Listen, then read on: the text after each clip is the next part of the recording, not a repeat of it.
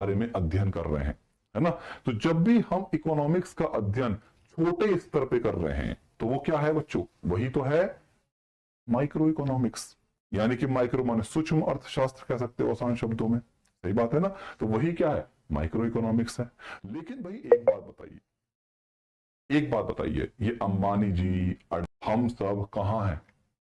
भाई मैं बोलूं हम सब कहां हैं, हम सब ये तो बोलेंगे हम सब भारत में हैं।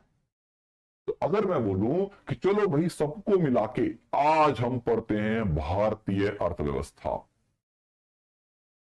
इंडियन इकोनॉमी, क्या बोलूं मैं, आज हम पढ़ते हैं भारतीय अर्थव्यवस्था, इंडियन इकोनॉमी। तो एक बात बताओ, उसमें तो तुम भी आ गए, उसमें तो मैं भी आ गया, उसमें तो खान सर भी आ गए, उसमें तो अडानी जी भी आ गए, वहां तो अंबानी जी भी आ गए, वहां तो मोदी जी भी आ गए, वहां तो सभी आ गए, सही बात है ना। सभी आ गए नहीं आ गए? तो जितने भी भारतीय हैं सबकी इकोनॉमी, जितनी भी भारतीय कंपनी है सारे आ गए, जितनी भी भारत की फैक्ट्री है सारे आ गए। तो मतलब जब सभी को एक साथ मिलाकर समग्र रूप से अध्ययन करते हैं, समग्र का मतलब ओवरऑल, सबको मिला दिया जाए, तो वही क्या कहलाता है, वही कहलाता है मैक्रो इकोनॉमिक्स। बड़े स्तर पर, किसके ऊपर, बड़े स्तर पर। अब देखो यहां पे खुद ही परिभाषा बताने वाले शब्द हैं।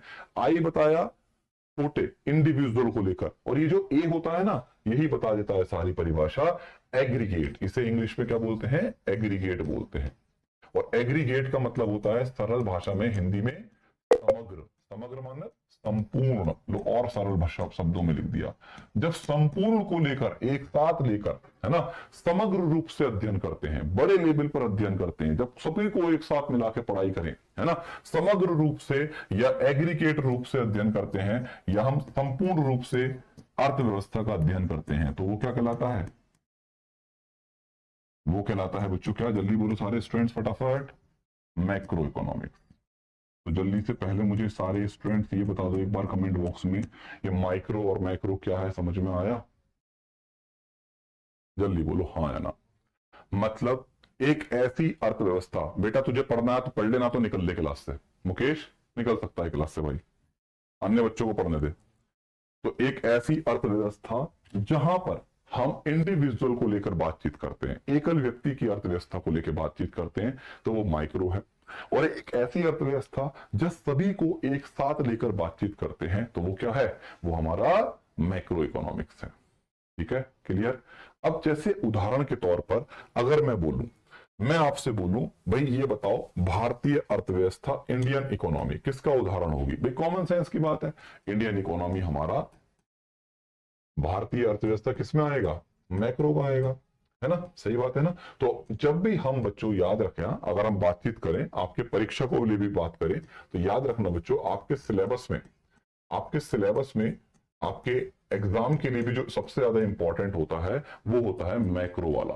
कौन सा वाला, बड़ा वाला। क्यों भाई, कॉमन सेंस की बात है ना भाई, हम अपने देश की अर्थव्यवस्था ही तो पढ़ेंगे, इंडिविजुअल से तो क्वेश्चन बनेगा भी नहीं ज्यादा। भाई देश में क्या चल रहा, अब जैसे हमारे टॉपिक ही देख लो, अर्थव्यवस्था के टॉपिक आपको कल दिखाए थे मैंने। जैसे हमने एक टॉपिक पढ़ा उसमें बैंकिंग, तो बच्चों तुम्हारे घर में कौन सी बैंकिंग व्यवस्था चल रही है, भाई हमारे घर में तो कोई बैंकिंग है ही नहीं, ना तुम्हारे ना मेरे। तो बैंकिंग कहां होगी, भारत में ही तो होगी, देश की तो होगी। तो भाई देश की बैंकिंग व्यवस्था, राष्ट्रीय आय, हमारी तुम्हारी आय थोड़ी पढ़ी जाएगी, अरे पूरे देश की आय तो पढ़ेंगे, पूरे राष्ट्र की आय पढ़ेंगे, है ना। मुद्रास्फीति, महंगाई, अरे देश में तो महंगाई पढ़ोगे, तुम्हारे और मेरे घर में महंगाई थोड़ी पढ़ेंगे, सही बात है ना। तो वही तो पढ़ेंगे, जल्दी बोलो हाँ है ना, तो हम वही तो पढ़ेंगे, यानी कि हमारे देश की महंगाई पढ़ेंगे, है ना। गरीबी बेरोजगारी कहां की पढ़ेंगे, अरे देश की तो पढ़ेंगे, या तुम्हारे घर की गरीबी पढ़ेंगे, या तुम्हारे घर की बेरोजगारी पढ़ेंगे। ये कॉमन सेंस की बात है। सरकार जो प्रयास करेगी, पूरे देश को लेकर प्रयास करेगी ना, गरीबी दूर करने के लिए, बेरोजगारी को दूर करने के लिए, हाँ है ना। तो मेरे और तुम्हारे घर को तो देखेगी नहीं केवल। तो मतलब हमारे पेपर में या हमारे एग्जाम के हिसाब से भी बात करा जाए, और जो हमारे टॉपिक्स होते हैं वो सब कहां से जुड़े होते हैं, वो सारे के सारे हमारे इसी अर्थव्यवस्था से जुड़े हैं, जिसका नाम है मैक्रो इकोनॉमिक्स। अब जैसे कि पेपर में पूछ ले भारतीय अर्थव्यवस्था किस प्रकार की अर्थव्यवस्था का उदाहरण है, तो आप बोल सकते हैं मैक्रो का है। चाइना की अर्थव्यवस्था, जापान की अर्थव्यवस्था, पूरे विश्व की अर्थव्यवस्था, सब किस में आ जाएगा, सब हमारे मैक्रो इकोनॉमिक्स में ही देखने को नजर आता है। यानी कि बड़े लेवल पर जहां अध्ययन हो रहा है वो है मैक्रो, और छोटे लेवल पर जहां अध्ययन हो रहा है वो क्या है, माइक्रो। जल्दी बोलो सारे बच्चे, हाँ या ना, पॉइंट समझ में आया या नहीं आया, पहले मुझे बताओ, यस और नो। चलिए आगे चले। अब मेरे शब्दों को सुनना ध्यान से। तो मतलब क्या हुआ, मतलब ये हुआ बच्चों, ये जो माइक्रो वाली इकोनॉमी है इसमें हम जो भी बात करेंगे वो एकल व्यक्ति को लेके बात करेंगे, है ना। जैसे एकल व्यक्ति की मांग क्या है, एकल व्यक्ति की पूर्ति क्या है, एकल व्यक्ति की मांग के अनुसार पूर्ति करनी है ना। इंडिविजुअल डिमांड जिसे आप बोलते हो, इंडिविजुअल सप्लाई से बोलते हो। और यहाँ पे क्या होता है, यहाँ पे सब जगह बस एग्रीगेट लगा देंगे, समग्र रूप से अध्ययन होगा, पूरे देश में किस चीज की मांग है, पूरे देश में किस चीज की सप्लाई की जाए, है ना। तो यहाँ पे समग्र समग्र चीजों को जोड़ दिया जाता है। अब याद रखना एक बात और बहुत इंपॉर्टेंट, ये जो माइक्रो इकोनॉमिक्स होती है, याद रखना इसका एक नाम और है, इसका एक दूसरा नाम भी है। चलो मैं यहां लिख देता हूं, इसको एक दूसरे नाम से भी जानते हैं, इसे मूल्य सिद्धांत या इंग्लिश में बोले तो प्राइस थ्योरी भी कहते हैं। क्या कहते हैं, प्राइस थ्योरी। ये आपको याद रखना है, बहुत अच्छा क्वेश्चन है, मूल्य सिद्धांत। तो कई बार पेपर में ऐसे पूछ लेता है वो कौन सा अर्थशास्त्र है जिसे मूल्य सिद्धांत के नाम से जाना जाता है, तो आपका आंसर क्या होगा बच्चों, वो है हमारा माइक्रो इकोनॉमिक्स। कौन सा वाला बच्चों, माइक्रो इकोनॉमिक्स। तो माइक्रो इकोनॉमिक्स को हम क्या बोलते हैं, मूल्य सिद्धांत के नाम से भी जानते हैं। पहली बात, इसका नाम है प्राइस थ्योरी, ये आपको याद रखना है, इंपॉर्टेंट है ना। क्यों कहते हैं, कॉमन सेंस खुद ही लगा सकते हो, ये बेसिक सी बात है। अब आप ही बताओ, किसी भी चीज का मूल्य निर्धारित करने में किसका योगदान है, बताओ। ये कॉमन सेंस की बात है तो खुद ही लगा लो भाई, हमारा और आपका ही तो है। अगर मान लो मेरे पास और तुम्हारे पास पैसे ही ना हो, और बाजार में मान लो तुमने कोई कंपनी खोली या लोग कोई बाहर से कंपनी आई, वो बोले कि मैं इस पेन को 1,000 रुपए में बेचूंगा, तुम ले लोगे पैसे ही ना है तो। जब मेरे पास और तुम्हारे पास पैसे ही ना होंगे, हम उतना खर्चा ही ना कर सकते, तो तुम 1,000 में क्या तुम 1 लाख में ले आओ, जब भी ना बिकेगा। तो यानी कि हमारा तुम्हारा ही तो रोल है, सोचने वाली कॉमन सेंस वाली बात है। तो हम और आप ही तो हैं, अगर हम और आप ले पा रहे हैं तो वो बेच पा रहा है, अगर वो हम और आप ले ही ना पाए तो कहां से बेच पाएगा, सारा खेल हमसे जुड़ा हुआ है ना। अगर हम ले पा रहे हैं तो वो बेचेगा भी, अगर हम 1,000 की अगर 2,000 में ले पा रहे हैं तो 2,000 में भी बेचेगा, सारा खेल हमारे से जुड़ा हुआ है। यही कारण है इसको हम प्राइस थ्योरी कहते हैं, है ना। और यहां पे याद रखिएगा, इसका एक दूसरा नाम है, इसका नाम है आय एवं रोजगार सिद्धांत। आय एवं रोजगार सिद्धांत, most important for your exam. Macro economics का दूसरा नाम क्या है, इसे आय एवं रोजगार के सिद्धांत के नाम से भी जाना जाता है। क्यों, क्योंकि भाई आप जानते ही हैं, है ना, आप जानते ही हैं, पैरामाउंट दिल्ली में कई बार पढ़ाया है, कितनी जगह पढ़ाया है बेटा, पढ़ाई कर लो इस पे आप, हाँ कई जगह पढ़ा चुके हैं, ठीक है। आय एवं रोजगार सिद्धांत क्यों बोलते हैं, क्योंकि भाई ये क्या है, इनकम और एम्प्लॉयमेंट थ्योरी है। क्योंकि आप ही देखते हैं, इसी में हम क्या पढ़ते हैं, इसी में हम हमारा क्या कहते हैं उसे, राष्ट्रीय आय पढ़ते हैं, है ना। इसी में हम अगर बातचीत करें जाए तो इसी में हम क्या पढ़ते हैं, इसी में हम अपना बेरोजगारी पर पढ़ते हैं, रोजगार वगैरह के बारे में पढ़ते हैं। तो इसलिए याद रखिएगा, इसे हम आय एवं रोजगार के सिद्धांत भी जानते हैं। क्लियर हो गया, जल्दी बोलो सारे बच्चे, हाँ या ना। चलो अब एक बात और, अब एक क्वेश्चन आता है भाई, कल की क्लास में अगर हम ध्यान दें तो आपने एक बात सीखी, हमने पढ़ा था क्या, हमने क्या पढ़ा था बच्चों, जल्दी बोलो। हमने पढ़ा था कि जो हमारा क्या कहते हैं उसे, इकोनॉमिक्स है, उनके पिता कौन है बच्चों, जल्दी बताओ, फादर ऑफ इकोनॉमिक्स कौन है। कल बताया था मैंने आप सब बच्चों को, अगर आप ध्यान दें तो हमने पढ़ा था कि फादर ऑफ इकोनॉमिक्स है हमारे कौन, एडम स्मिथ बाबू। तो एडम स्मिथ जी को तो कहते हैं भाई क्या, अर्थशास्त्र का जनक कहते हैं, पूरे के पूरे अर्थशास्त्र के हेड डिपार्टमेंट, पूरे पूरा मंत्रालय संभालने वाले एडम स्मिथ बाबू जी हैं।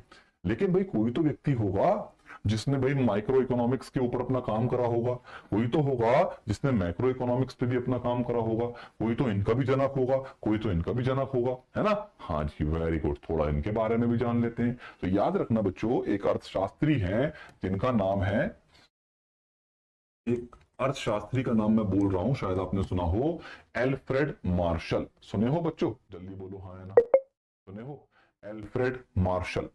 तो अगर पेपर में क्वेश्चन पूछे कि बताओ माइक्रो इकोनॉमिक्स जिसे हम सूक्ष्म अर्थशास्त्र कह सकते हैं, उनका जनक कौन है, तो याद रखेंगे एल्फ्रेड मार्शल। क्या नाम है इनका, एल्फ्रेड मार्शल।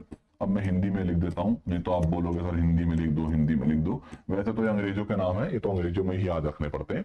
एल्फ्रेड मार्शल, नहीं सुना तो आप याद रखिएगा। तो एल्फ्रेड मार्शल भाई साहब हमारे क्या हैं, एक ऐसे व्यक्ति हैं जिन्हें माइक्रो इकोनॉमिक्स यानी कि सूक्ष्म अर्थशास्त्र का पिता के रूप में जाना जाता है। इन्होंने इसमें काफी अपना योगदान दिया।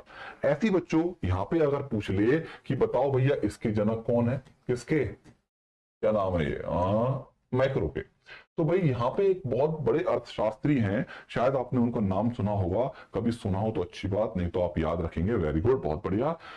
अगर आप इकोनॉमिक्स पढ़े होंगे 12th में या 11th में, तो आपने जरूर पक्का सुना होगा, क्योंकि वहां तो इनका नाम बहुत छाया हुआ है, कीन्स थ्योरी।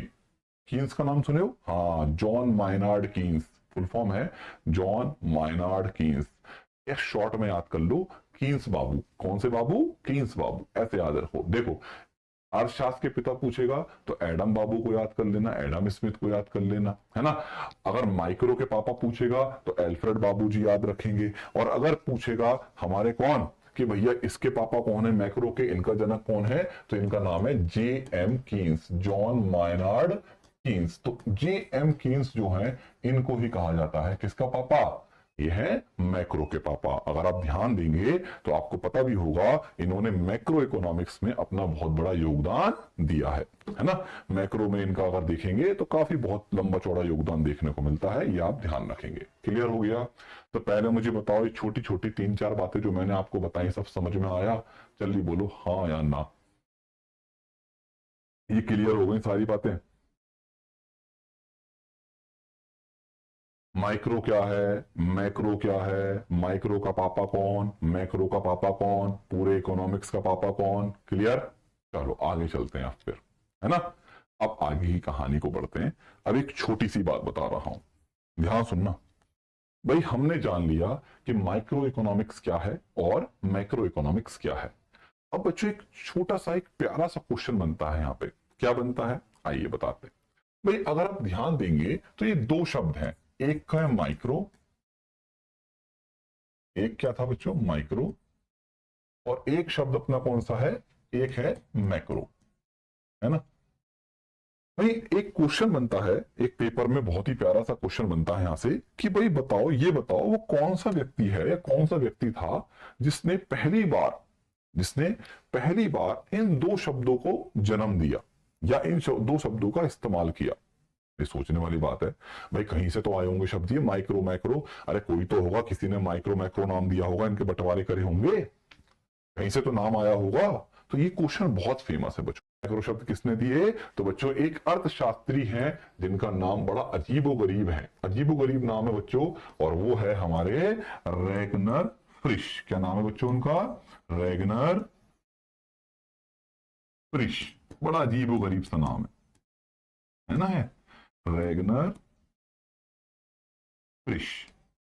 अब भाई सीधी सी बात है, अब यार देखो नाम तो इनके अंग्रेजों के होते ही ऐसे ही अजीबो गरीब, आप जानते ही हैं, है ना। अंग्रेजों के अजीबो गरीब से नाम होते हैं, तो अब कुछ याद करने का जुगाड़ बना लेते हैं। देखो अब होता क्या है ना, कभी कभी पेपर में क्वेश्चन आता है और ऐसा पूछा भी गया है आपके कई परीक्षाओं में, उसने पूछा बताओ माइक्रो मैक्रो किसने दिए।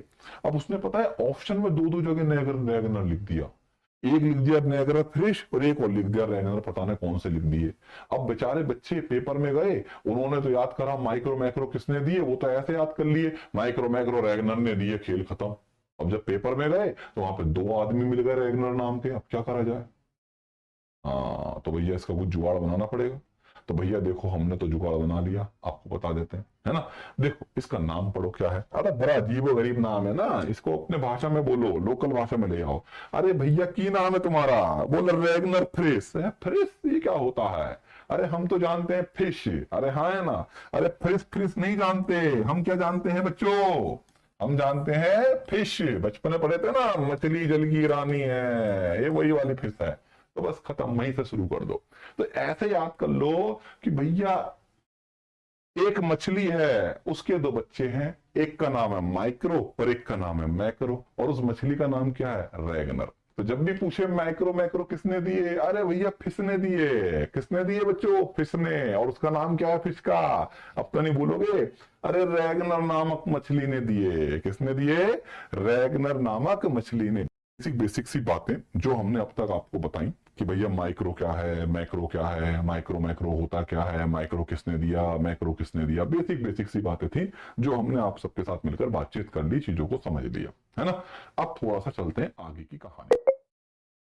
देखिए भाई, अगर आगे की कहानी को लेकर बात किया जाए, चलो मैं एक काम कर देता हूं, पहले एक छोटी सी बात। क्या, अब जैसे बच्चे कमेंट लिख रहे हैं सर पीडीएफ मिलेगी, पीडीएफ मिलेगी, तो भाई हम क्या समझते हैं, अब हम पढ़ने वाले हैं इकोनॉमिक्स के अंदर कुछ महत्वपूर्ण चीजें जिसे बोलते हैं सेक्टर ऑफ इकोनॉमी, अर्थव्यवस्था के क्षेत्र, most important for your exam. आइए, तो अगला जो हेडिंग है वो है हमारा सेक्टर ऑफ इकोनॉमी।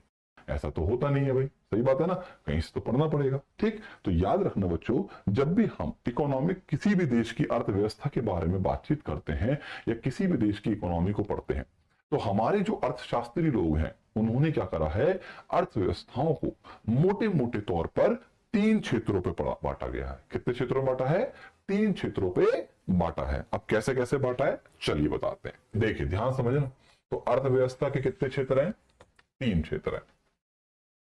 अब आखिर प्रश्न है भैया कौन कौन से क्षेत्र हैं, चलो उनसे दोस्ती कर लेते हैं। तो नंबर फर्स्ट होता है बेटा जिसे कहते हैं हम प्राइमरी सेक्टर। क्या कहते हैं, प्राइमरी सेक्टर, या हिंदी में कहें तो आपने एक सुना होगा, कक्षा 10 में 9 में खूब रट्टे मारे होंगे, प्राथमिक क्षेत्र। सुने हो, जल्दी बताओ, हाँ है ना, सेक्टर कह दो या आसान भाषा में प्राथमिक क्षेत्र कह दो। दूसरा होता है द्वितीयक क्षेत्र, द्वितीयक क्षेत्र या सेकेंडरी सेक्टर भी आप कह सकते हो, जैसा आपको अच्छा लगे वैसा आप कह सकते हैं। सेकेंडरी कह दीजिए या आप क्या कह दीजिए, द्वितीयक क्षेत्र भी कह सकते हैं। प्राथमिक क्षेत्र और द्वितीयक क्षेत्र हो गया, ठीक है, एक प्राइमरी है और दूसरा सेकेंडरी है। अब एक और है बच्चों, सीधी सी बात है, उसको हम क्या बोलेंगे, तृतीयक क्षेत्र बोलेंगे। क्या बोलेंगे, टर्शरी सेक्टर, इंग्लिश में कहते हैं टर्शरी सेक्टर, और हिंदी में क्या बोलेंगे, हिंदी में बोलेंगे इसे तृतीयक क्षेत्र। मतलब आसान भाषा में बोले 3 टुकड़े कर दिए, एक प्राथमिक और एक द्वितीयक और एक तृतीयक, है ना। इस तरीके से हमारे अर्थशास्त्रियों ने क्या करा है, अर्थव्यवस्था को 3 टुकड़ों में बांटा है, प्राइमरी, सेकेंडरी और टर्शरी। ठीक है, तो पहले मुझे बताओ इतनी बातें समझ में आ गई, जल्दी बोलो हाँ है ना, क्लियर है। चलिए बहुत बढ़िया, वेरी गुड। अब देखो आगे की कहानी, अब आगे की कहानी को समझना है तो एक एक करके एक काम करते हैं। तो सबसे पहले हम पढ़ेंगे प्राथमिक क्षेत्रों की कहानी, फिर हम पढ़ेंगे द्वितीयक की कहानी, है ना, और फिर हम पढ़ेंगे किसकी कहानी बच्चों, हम तृतीयक क्षेत्रों की कहानी को समझना शुरू करते हैं। ठीक है, चलिए स्टार्ट करते हैं एक एक करके इन तीनों की कहानी। ठीक है, चलिए स्टार्ट करते हैं। आइए भाई, क्या है प्राथमिक, क्या है द्वितीयक और क्या है आखिर तृतीयक, ध्यान से समझना, क्योंकि चीजों को समझने की ही सारे कॉन्सेप्ट है। अगर आपको चीजें समझ में आ गई तो सब आसान हो जाएगा, है ना, सब आसान हो जाएगा। अगर नहीं समझ में आई तो सब बकवास हो जाएगा, सब बेकार हो जाएगा, है ना। चलिए आगे बढ़ते हैं, एक एक करके चीजों को समझने का प्रयास करते हैं। देखो बच्चों ध्यान सुनना, अब यहां पे 2 चीजें होती हैं। नंबर फर्स्ट, पहला तो यह है कि आप चीजों को रटंत विद्या अपना लो, यानी कि रट्टा मान लो। क्या कर लो, रटंत विद्या अपना लो। आई मीन रटंत विद्या का मतलब यह है, जैसे बचपन में खूब रट्टा मारते थे कि भैया कृषि किस में आएगा, उद्योग धंधे किस में आएंगे, बैंकिंग किस में आएगा, फलान किस में आएगा, डिपांग किस में आएगा, ये किस में आएगा, वो किस में आएगा। एक तरीका तो यह है रटंत विद्या। और मैं तुम्हें बताऊं, अगर रटन विद्या और तुम कंपटीशन एग्जाम में जाके सोच रहे हो हम पास हो जाएंगे, तो ये सपना भूल जाओ। क्यों, क्योंकि रटन विद्या पेपर में जो आपके कॉम्पिटिटिव एग्जाम की तैयारी होती है वहां पे काम नहीं आती है। क्यों, पता चला तुमने रट्टा मारे खूब सारे उदाहरण और उसने वो पूछ लिया जो तुमने पढ़ा ही नहीं था, अब क्या करोगे, खेल खत्म हो गया तुम्हारा, यार ये तो पढ़ा ही नहीं। अब एक दूसरा तरीका यह है कि भैया कॉन्सेप्ट समझ लो, इसकी जड़ पकड़ लो, आखिर भैया क्या है, कहां से जन्म हुए हैं, क्या इनका सीन क्या है। सही बात है ना, क्या मैं सही बोल रहा हूं। तो भाई सबसे अच्छा तरीका क्या है, सबसे अच्छा तरीका यह है कि हम उसकी क्या करें, जड़ पकड़ लें। सही बात है, सबसे अच्छा तरीका क्या है, उसकी जड़ पकड़ लें। अगर हम जड़ पकड़ लेंगे तो पेपर में क्वेश्चन कहीं से भी उठा के पूछ ले, फिर आपको टेंशन की जरूरत ही नहीं है, आपको सोचना ही नहीं है। सही बात है ना, तो यही है पढ़ने का सही तरीका। अगर आप कॉन्सेप्ट्स क्लियर करके रखोगे तो भैया आप कहीं पे भी चले जाओ, आपको परेशानी नहीं होने वाली। अगर आप रटंत विद्या पे विश्वास रखोगे तो लिख के ले लो, मन में भय बना रहेगा, मन में डर बना रहेगा कि यार अगर इससे बाहर पूछ लिया तो क्या होगा मेरा, अगर मैंने ये उदाहरण नहीं रटा तो क्या होगा मेरा। प्राकृतिक संसाधनों पर आधारित है। किस पर आधारित है? प्राकृतिक संसाधनों पर।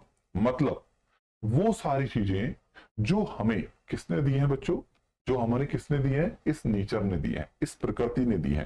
तो जो भी हमें इस प्रकृति ने दिया है, जो भी इसने, जैसे हम कहते हैं ना, जो भी हमें ईश्वर ने दिया, खुदा ने दिया, कुदरत ने दिया, तो आप कुछ भी कह दो भाई, कुदरत कह दो, खुदा कह दो, ईश्वर कह दो, प्रकृति कह दो, सबका मतलब एक ही है। जो हमें इस नेचर ने दिया, इस प्रकृति ने दिया है, वो सारी की सारे संसाधन जो प्रकृति ने दिए हैं, वो समझ जाओ किस में आएंगे? प्राथमिक क्षेत्र में आएंगे। अब आपको बच्चों इतना तो पता ही है, इतना बेवकूफ तो मुझे लगता है आप में से कोई भी नहीं होगा जिसको यही ना पता हो कि हमें इस भगवान ने, इस कुदरत ने, इस नेचर ने, इस प्रकृति ने क्या दिया है। भाई ये तो सबको पता है। अरे हाँ है ना भाई, आप ही बताइए, हम इतने सारे अपने जीवन में पेड़ पौधे देखते हैं, जब आप सफर करते हैं बस में, ट्रेन में, तो आपने देखा होगा जंगल ही जंगल पड़ते हैं, पड़ते हैं नहीं पड़ते हैं? जल्दी बोलो हाँ है ना। तो भैया इतने सारे पेड़ पौधे कहां से आ गए? किसने लगाए? तुमने लगाए? चलो मान लिया आपकी बात, मान लिया आपकी बात। अगर मान लो मैंने पौधे लगाए होते, तुमने पौधे लगाए होते, तो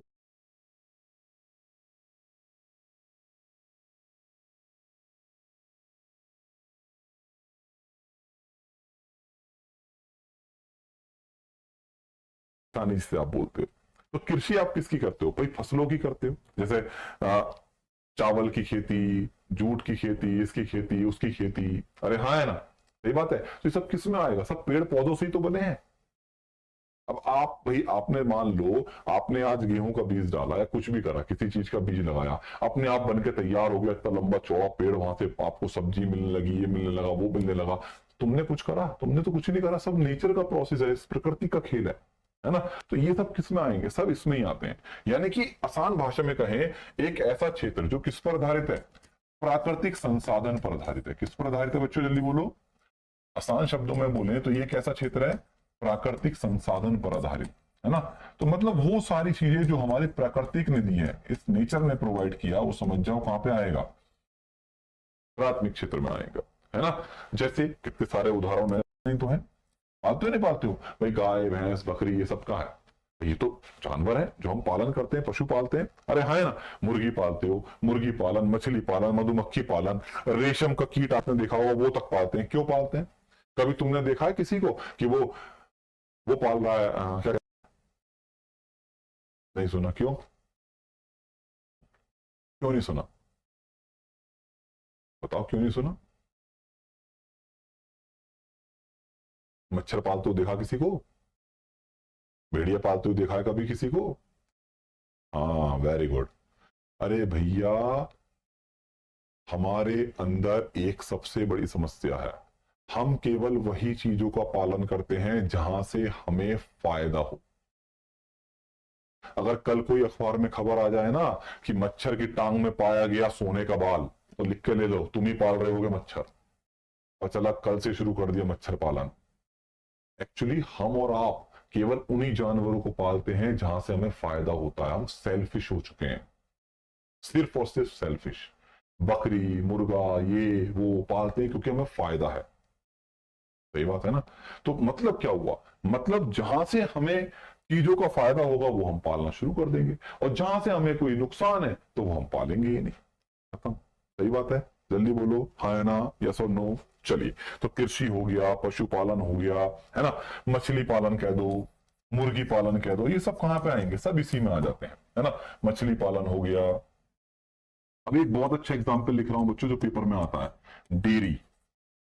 कई बार पेपर में पूछा गया है डेयरी किसका उदाहरण है, तो याद रखना बच्चों, डेयरी भी अगर हम बातचीत करें तो प्राथमिक क्षेत्र में आता है।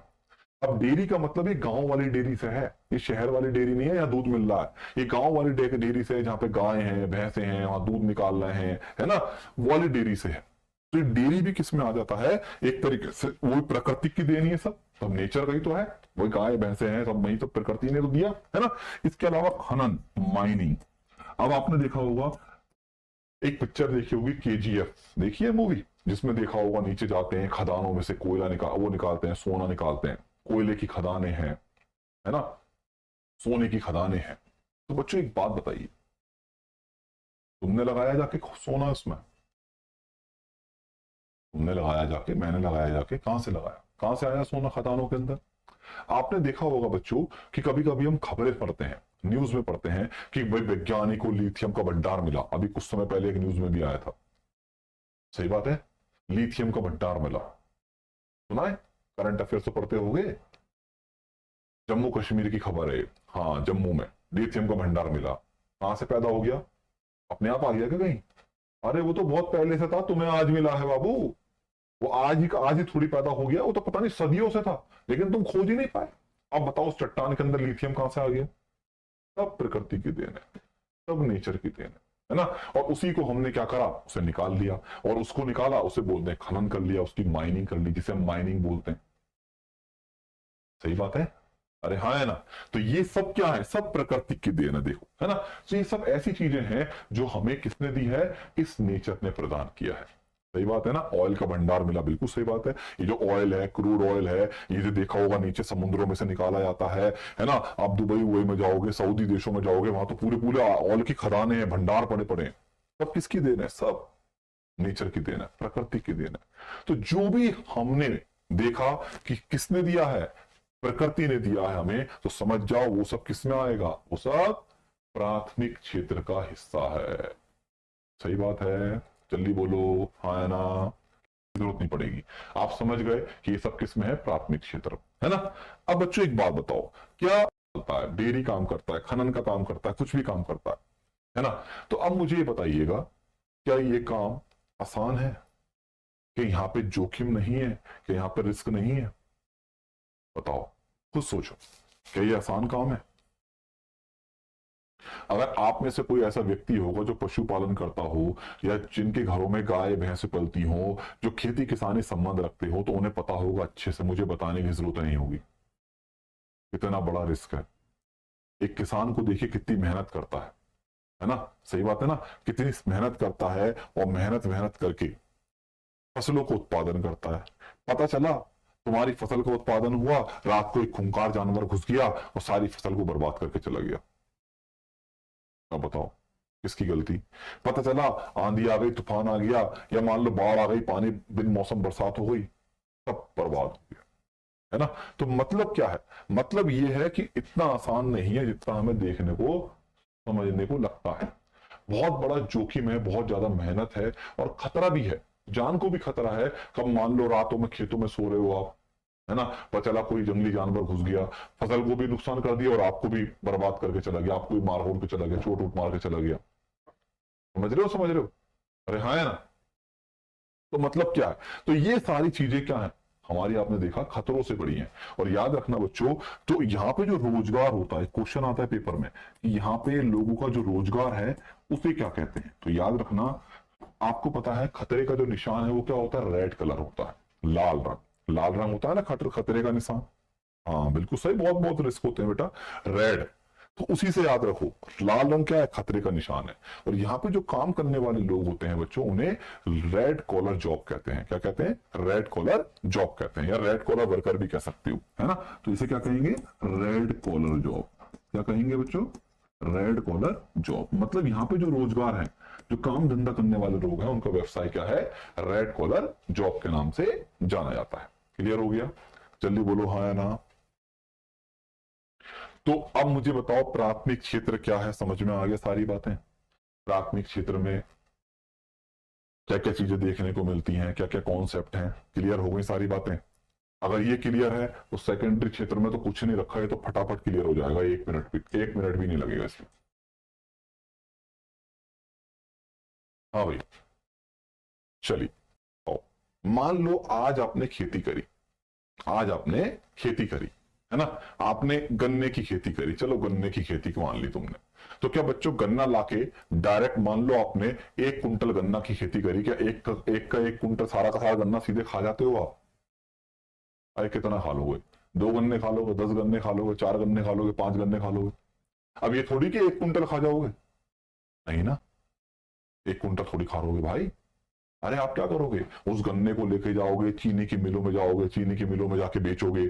आज चीनी की मिल क्या करेगी, उस गन्ने से क्या करेगी, उस गन्ने से चीनी बनाएगी, गुड़ बनाएगा, है ना, अन्य उत्पाद बनाएंगे, सिरका बनाएंगे, सिरके से फिर आपकी शराब बनेगी, ये बनेगा वो बनेगा, सही बात है ना।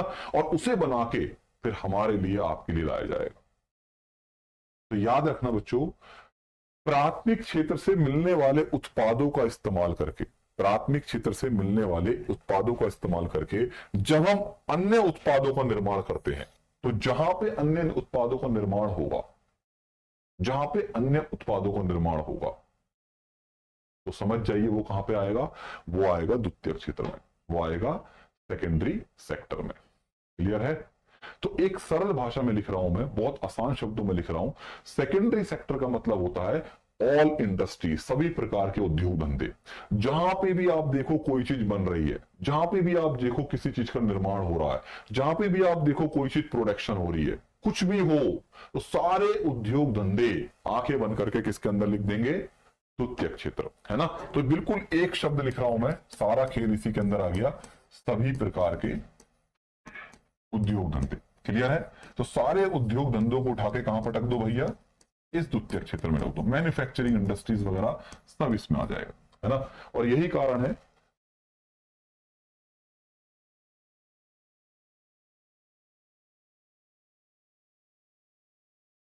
चलिए ठीक है, क्लियर।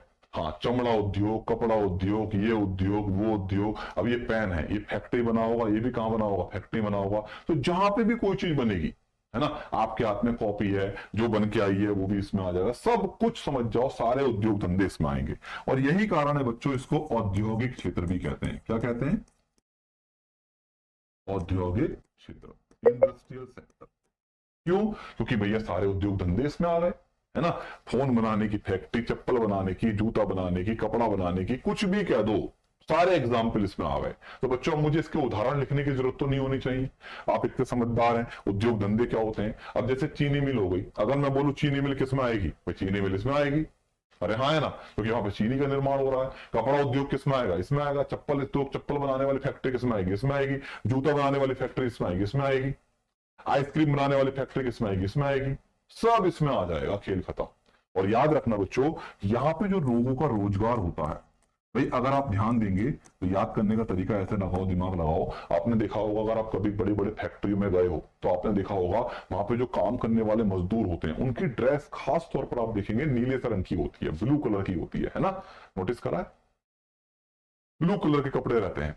ऐसा जरूरी नहीं है, लेकिन ज्यादातर तौर पर हम देखते हैं। तो याद करने का तरीका है, तो आप याद रखेंगे कि जब भी पूछे कि द्वितीय क्षेत्र में लोगों का रोजगार क्या होता है, तो याद रखना ब्लू कॉलर जॉब। क्या बोलेंगे, ब्लू कॉलर जॉब बोलेंगे। ये याद रखने का एक जुगाड़ है, जिससे कि आप पेपर में गलती ना करें, है ना। बात समझ में आ गया।